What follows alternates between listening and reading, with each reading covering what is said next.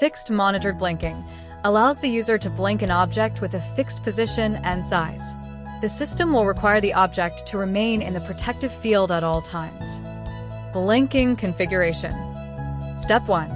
Make sure the object to be blinked is at the desired position within the protective field and that it is firmly secured.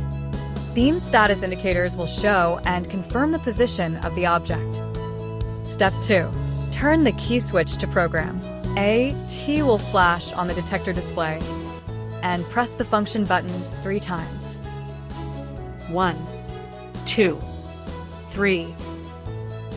A solid T will be shown on the display after the function button is pressed 3 times, indicating the system is ready to be programmed. Step 3. Turn the key switch back to run.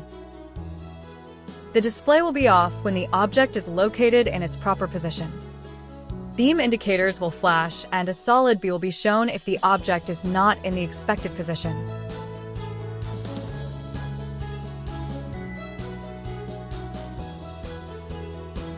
If you have any more questions, please call us at 1-800-586-8324, option 2.